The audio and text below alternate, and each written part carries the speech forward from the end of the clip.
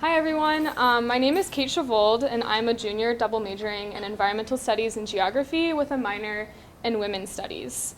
So this past summer I interned at Shalom Farms, which I know Savannah's already introduced, but they're a food justice nonprofit organization working in the Richmond area. I just wanted to quickly thank my faculty mentor, Dr. Mary Finley-Brook, and my site supervisor, Steve Miles, for all of their guidance this summer. So a little bit about Shalom Farms. Their mission is to work with communities to ensure access to healthy food and the support to lead healthy lives. So they want to do more than simply increase food access and really be a part of the community. So many Richmond residents live in food deserts, and food deserts, as defined by the USDA, are communities without access to healthy food within a 1-mile radius of where they live.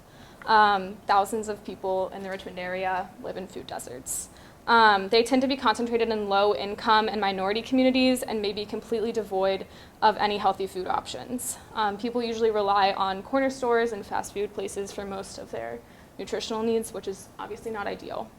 So to help improve food access and community health in the city, Shalom Farms grows thousands of pounds of fresh produce annually and runs a number of distribution programs and works with partners in the area to maximize their impact.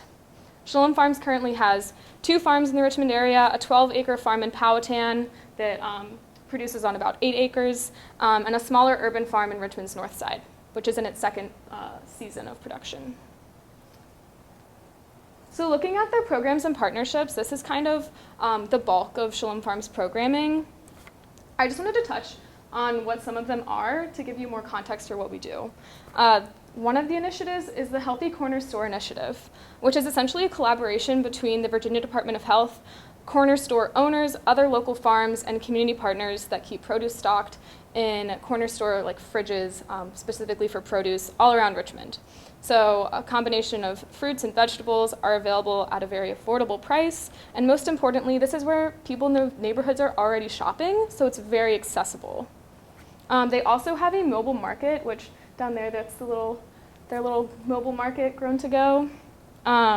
They set up produce stands in different locations around Richmond and participate in doubling SNAP dollars. So anyone who has SNAP benefits, what is $10, you can get $20 of produce, which is really cool. They also have a prescription produce plan, which supports people suffering from dietary-related illnesses, like diabetes and hypertension, and provides them and their whole family with additional vegetable servings. And then also, as part of that, they partake in kitchen clinic classes so they can learn how to actually prepare the food, because that's a huge barrier that a lot of people don't think about. And then they also have health and nutrition services alongside that. Beyond these programs, most of the produce that Shalom Farms grows goes to Feed More, which is the Central Virginia food bank. And then to a lesser extent, there are smaller community kitchens, local pantries, and other organizations that we donate to. So Shalom Farms is also a volunteer-based organization and really prioritizes educational and volunteer experiences. On a daily basis during the peak seasons, education and volunteer groups come out to the farm and help really just make all of this possible. We couldn't do these programs without them. So moving into how this kind of connects to my academic focuses, this was actually my second summer working at Shalom Farms, and the first summer that I worked there, I didn't have any agricultural skills, so I really focused on learning how to farm. But this summer I felt I kind of shifted my focus to be more about how food justice and sustainable agriculture can support community development. However, all of my daily tasks were still very focused on actually farming. I gained a lot of confidence in my ability to farm and took on more responsibility for teaching and leading other interns and volunteers. So there was a bit of a disconnect between what my actual daily tasks were and what my academic focuses were, but you can't really have sustainable agriculture and improve food access without knowing how to farm in the first place. So that was kind of an interesting place to be. But my main focuses academically were really looking at models and examples of food justice organizations and analyzing the environmental, social, political, and economic interactions involved in food justice and food access work. So some of the case studies I examined were Community Services Unlimited in South LA and The Stop, which is a community food group in Toronto. So CSU is really interesting, and it really originally started by the Black Panthers, and it's very focused on youth programming, and it's very integrated in the community, unlike a lot of food justice or food access groups. So one of the tensions that was like really prevalent here is the nonprofit industrial complex, or how the state, foundations, private corporations, and nonprofit social service organizations are all intertwined. So while CSU was kind of founded on anti-capitalist grounds, the organization over time has received a lot of government grants and grants from foundations and businesses that are inherently part of the food access problem. And it's not just food justice organizations that deal with this, it's like widespread in the nonprofit industry as like a whole. But I think it's really interesting because like Shalom Farms, like this is an issue that they face as well. So similar to the work that CSU does, another organization out of Toronto is called The Stop, and they transformed from a local food bank and a church to a much more expansive and holistic community food center. And they combine legal, employment, and housing services alongside food access. So it's a much the solutions are more at the foundational level rather than just providing food. So while Shalom's work in improving access to food is like really great, it's evident that no one organization can provide a solution that's all encompassing. The problems are just much broader than that.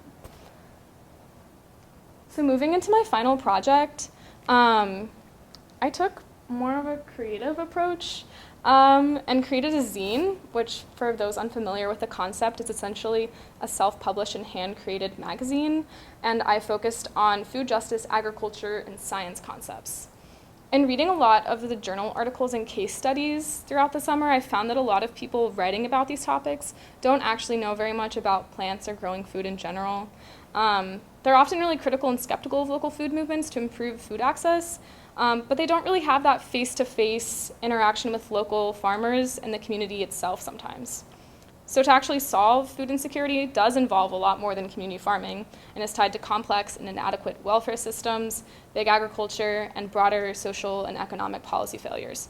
But allowing communities to have control over their food and having organizations to support food access through sustainable farming is certainly part of the solution.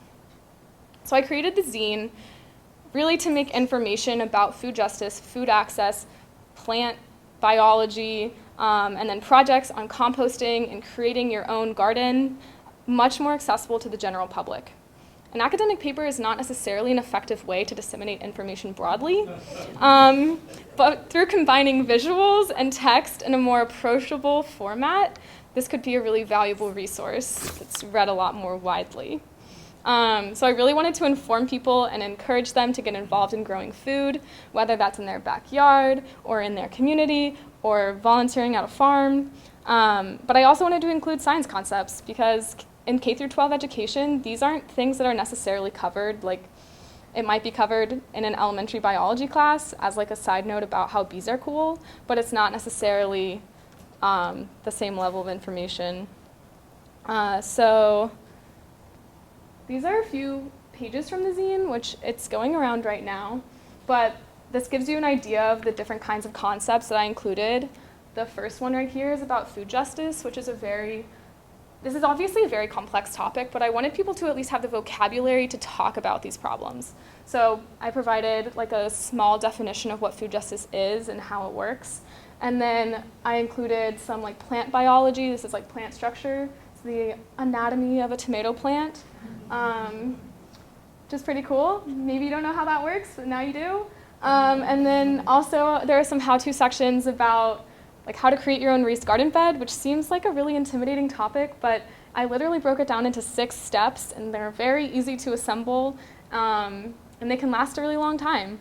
And then I also talked about how to compost, which is another very accessible way to be like more sustainable in your daily habits and create really amazing compost for your new garden. So the whole zine is about 20 pages long, and I'm still working on creating an online accessible PDF version to hopefully disseminate it more broadly than just paper copies, but I'm also working on getting hard copies made. And Shalom Farms has agreed to like give them out to volunteer and education groups that come out, which is really, really neat. So to tie kind of this together, I think education is so foundational to having real conversations about improving food access and community development, and creating mediums that can help stimulate those conversations is really key. And hopefully this project can just be like a small part of getting that conversation going. Yeah, that's it.